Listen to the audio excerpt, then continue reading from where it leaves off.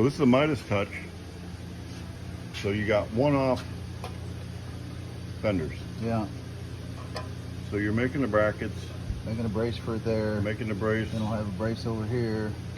And there'll be a brace coming down here for that fender. So it's all one-off. And then you got to drill and tap the wherever you're doing. Yeah. We got it mocked up on there. I like the look, getting it close. Once it's bonded on, then they can all come apart. It'll be one piece, and Yeah. get it painted, and then It can be taken off too. There'll be like 2 screws here, and this bolt will have to come up, and you can just take the whole fender off. And just take it off. So there's no easy way to do it. It's not a job that we, it's not a part that we just build and I have a don't part like number for. doing them. No, none of us like doing them. Looks like you built a hand on here. It's gonna grab you. Oh. Okay, so that's all fitted and together. You can kind of see how this bolts on separate. So when that bonds to the fender, it's gonna be on. You got the bracket here, all on. So now we're moving to the other side. The same thing, only different. Only opposite. Yep. It's too bad they have to be one off every time. Every time. So you drill, so you haven't done it, or you have. I've You already drill drilled and the tap. hole. Yeah, I've already drilled and tapped my hole. You actually have to drill and tap the hole on the spindle. And here's a Darryl trick. Yeah. Well, what's the Darryl tip of the day? What are we gonna call that? We're gonna have so this Oh. rubber stuff. I come by. There's just yesterday, rubber tubing. We got jammed in there. Oh, so the wheels don't turn. Yep.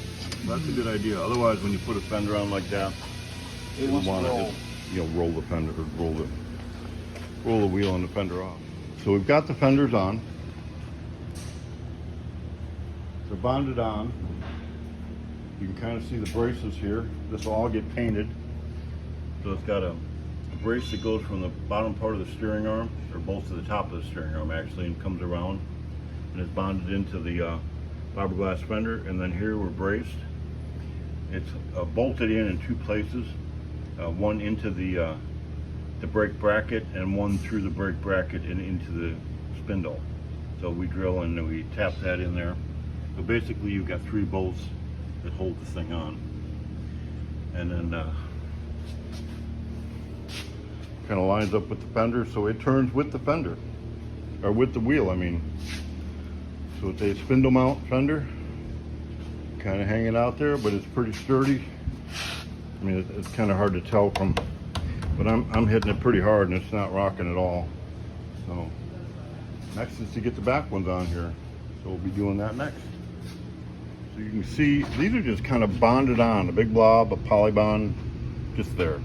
What I'm gonna do next, I'm gonna grind all this smooth, grind it all smooth, grind it all smooth, all of that, but it fits where it goes. You can kind of see the bracing is there. So once I get this all ground, I'll go ahead and put some more polybond over everything, and then I'm going to glass the entire bottom of this again. So it'll all be one piece. So I'm working on that, and it is for the spindle mount fenders. I've mixed up a little bit of polybond. It's a product that would be similar to like a vet adhesive, but it comes in 5-gallon pails. I can't imagine what that would cost if I used vet adhesive to do what we're doing. So I've got it bonded in, but that would probably hold it. Want to run a strip of fiberglass over the top of this whole thing. So we'll get them braces really bedded into it then. So I've laid some fiberglass mat on top of it. And now I'm going to go ahead. I've already mixed up my resin, polyester resin, and I'm going to dab it in. Make sure you get all the air out and just dab away. So this is in essence a 1-piece fender now. I've glassed on top of that, and when it's all dry I'm going to sand it up a bit, and then what we'll probably do is use a body chutes or some sort of a bed liner or rubberized undercoating. What have we been using lately? Rubberized undercoating underneath fenders, or body chutes, or bed liner, or what do we use? The bed liner has been the best product. Okay. It is very rigid and hard, and it looks good. So and that keeps the rock chips from hitting that fiberglass and giving you a spider crack up on top. So there it is.